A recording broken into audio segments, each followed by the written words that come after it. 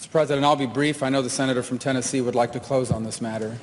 I think everything that needs to be said about the details of this deal have already been said.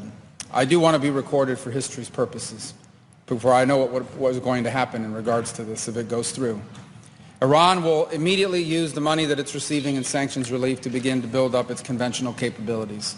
It will establish the most dominant military power in the region outside of the United States, and it will raise the price of us operating in the region.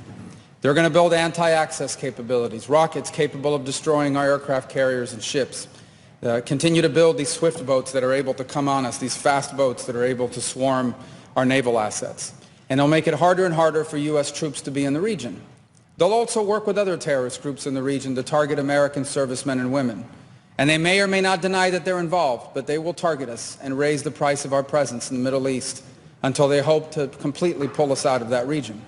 They'll also continue to build long-range missiles, missiles capable of reaching the United States. Those are not affected by this deal, and they'll continue to build them as they've been doing. And then at some point in the near future, when the time is right, they will build a nuclear weapon. And they will do so because at that point they will know that they have become immune, that we will no longer be able to strike their nuclear program because the price of doing so will be too high.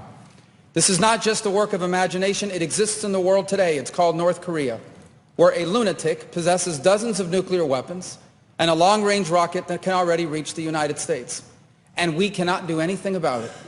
An attack on North Korea today would result in an attack on Tokyo, or Seoul, or Guam, or Hawaii, or California. And so the world must now live with a lunatic in possession of nuclear weapons. And this is the goal Iran has as well, to reach a point where they become immune to any sort of credible military threat because the price of a military strike would be too high. And then they become an established nuclear weapons power. And never in the history of the world has such a regime ever possessed weapons so capable of destruction. Iran is led by a supreme leader who is a radical Shia cleric with an apocalyptic vision of the future. He is not a traditional geopolitical actor who makes decisions on the basis of borders or simply history or because of ambitions. He has an religious apocalyptic vision of the future, one that calls for triggering a conflict between the non-Muslim world and the Muslim world, one that he feels especially obligated to trigger. And he's going to possess nuclear weapons. This is the world that we are on the verge of leaving our children to inherit. And perhaps we ourselves will have to share in it. And so I want to be recorded for history's purposes, if nothing else, to say that those of us who opposed this deal understood where it would lead. And we are making a terrible mistake. And I fear that a passage of this deal will make it even harder for us to prevent it. And I hope that there is still time to change our minds. But here's the good news. Iran may have a supreme leader, but America does not. In this nation, we have a republic, and soon we will have new leaders, perhaps in this chamber, but also in the executive branch.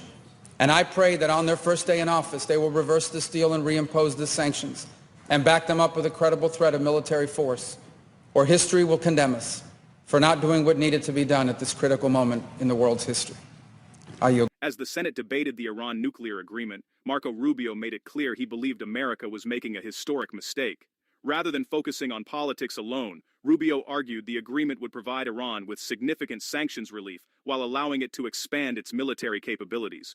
According to Rubio, the concern wasn't simply about money, it was about what that money could fund. He warned that Iran could strengthen its conventional military, expand missile programs, and increase support for armed groups throughout the Middle East. Rubio argued those developments would make it more dangerous and costly for the United States to operate in the region. Rubio then drew a comparison that became one of the defining moments of his speech. He warned against allowing Iran to reach the point where it possessed nuclear weapons and long-range missiles capable of deterring any military response. To illustrate his concern, he pointed to North Korea. His argument was that once a hostile government becomes a nuclear power, the options available to the international community become far more limited. Supporters of Rubio viewed this as a warning that delaying action today could create greater challenges tomorrow. Critics of the agreement, meanwhile, argued that sanctions and pressure should remain in place rather than be eased.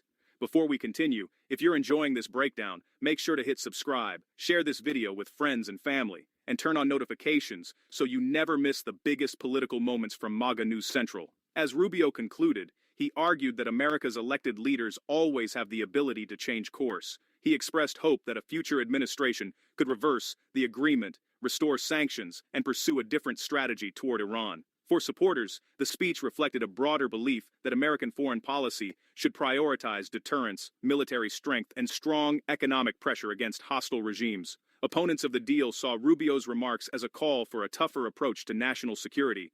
Whether one agreed with his conclusions or not, the speech became one of the most memorable Senate arguments made during the debate over the Iran nuclear agreement. By the end of his remarks, Rubio framed the issue as one of long-term national security rather than short-term diplomacy. Supporters believed he was warning about risks that could emerge years into the future. Others argued diplomacy offered the best chance to reduce those risks. The debate over the Iran nuclear deal remains one of the defining foreign policy discussions of the last decade. Now we want to hear from you.